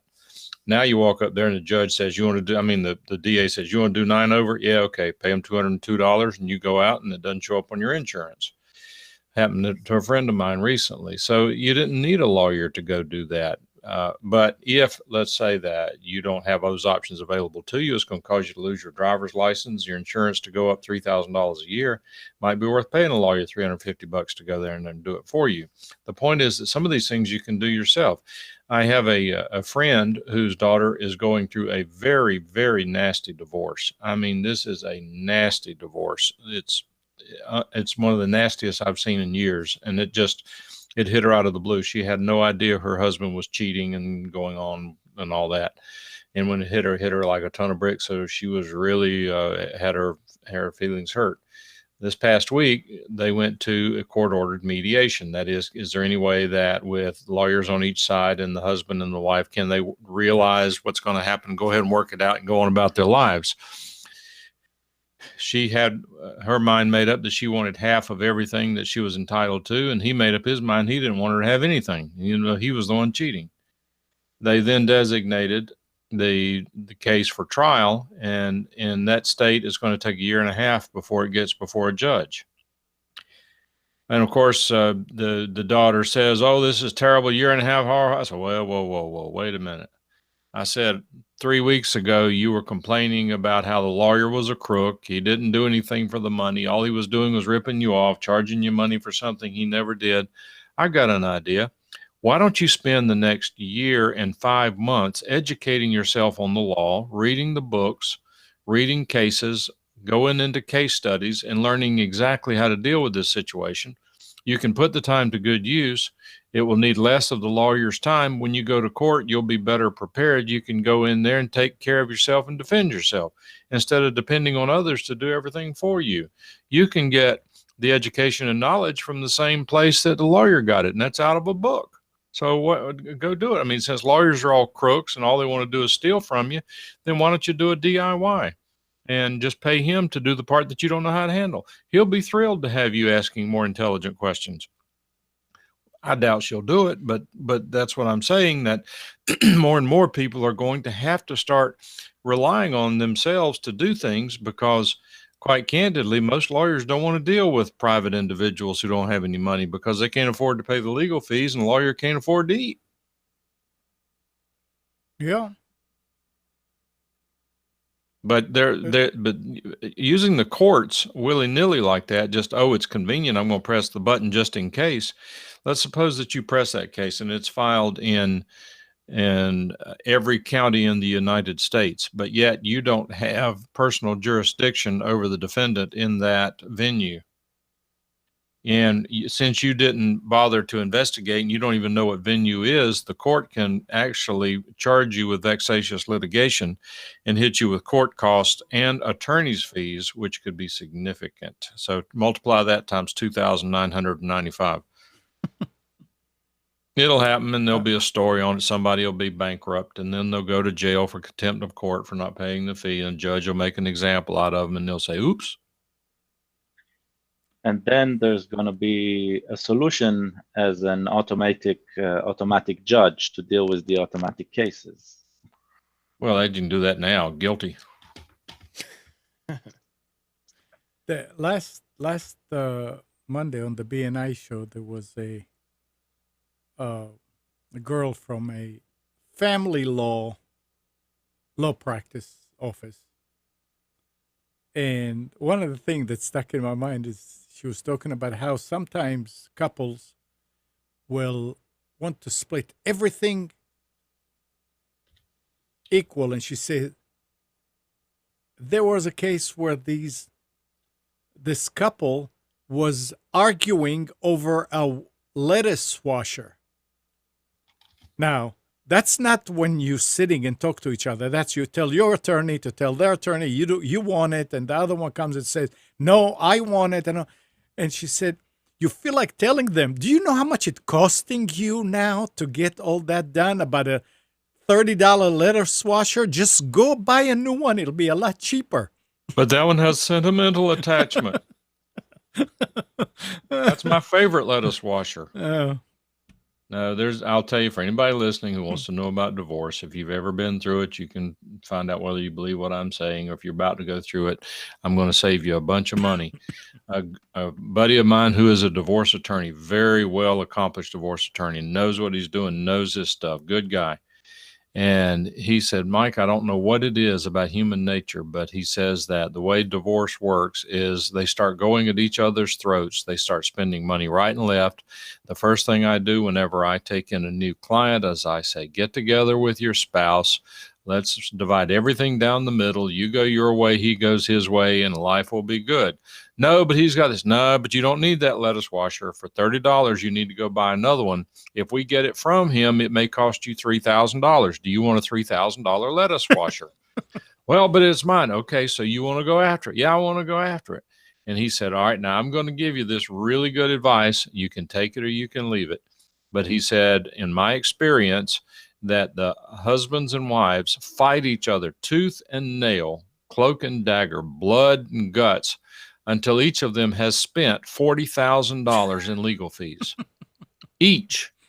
And then all of a sudden, there's something about that number that when they reach $40,000, they say, "This is stupid." Then they get together and split everything down the middle, and then they go about their ways. Yeah. And I shared that with these people, and "Oh, no. He told me it would be $6,000. I said, "Not a snowball's chance." And I said, because we have some theories about what's going on. I suspect she's calling up and giving that attorney hell. "You know what he did? You know what he did?" Well, they charge for that. They charge for emails. They charge for text messages. They charge for phone calls. Yep. "Well, he's not doing anything." "Well, let's see your text messages and see what you sent him." So they're going to end up spending tons of money, and then they're going to split it down the middle.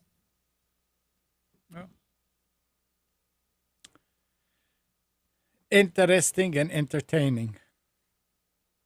Wiggs was talking about here it is 2 times the fine plus court costs, no lawyer needed, but I haven't gotten a ticket in 10 years. It might have changed.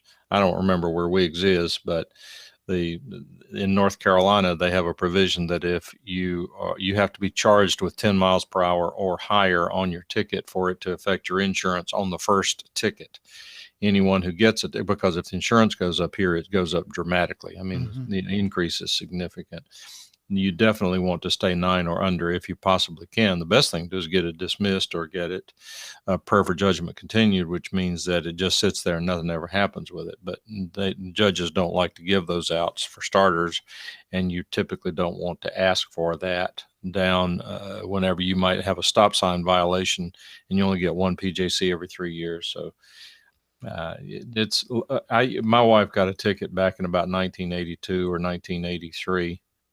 And we didn't know any better, so we just went down there and paid the ticket. And of course, it went on her insurance, and it cost us a fortune. If we'd known better, we could have gone down there and pled it under. And what was interesting, and I mean, I've got no reason to lie about this, but what was interesting about it is she was given a ticket by a highway patrolman, a North Carolina highway patrolman, Gestapo, this particular guy, and for running a stop sign, when in fact she had just gotten a new car with a clutch. And this particular stop sign was on an incline. So what she did was she pulled up to the stop sign, stopped, took her foot off the brake. The car started rolling backwards a little bit. She eased out on the clutch and started pulling through the stop sign. So it looked to him like she had just rolled through the stop sign. And he wouldn't hear of it, and he gave her a ticket. And you paid it? Yeah, what do you do? No. It's their word against yours. Your word doesn't matter. No. Okay. It's that time of day. Anything else anybody wants to talk about? I guess not. All right. Thanks, Mike. We talk about Amazon. Thanks. Thanks, Gal. Bye bye, all. See ya. And Nick, Thanks for having me in the studio. it was nice having you at the studio. We had a good time. And good morning, Kathy, Hannah, Nabil, Mac, Norm, Katie, and Donna. Thanks, everybody, for tuning to Computers 2K Now. We hope you enjoyed and maybe learned something from our time together. Remember to practice safe computing. Back up your hard drive and update your virus scanner. We'll be back here next Sunday at 9, but you can always reach us at computers2know.com. While you're there, like us on Facebook, subscribe to our YouTube channel.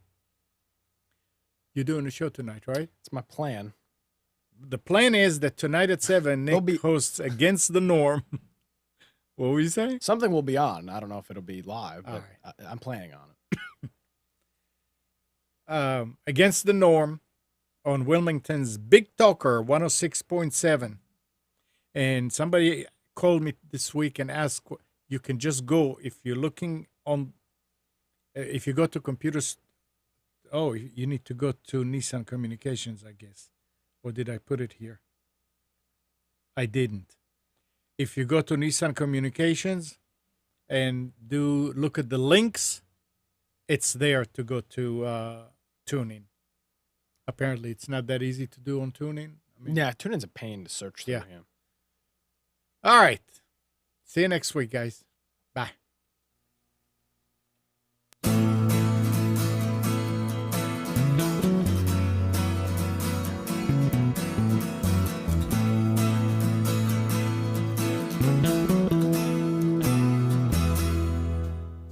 You are tuned to the Nissan Communications Network.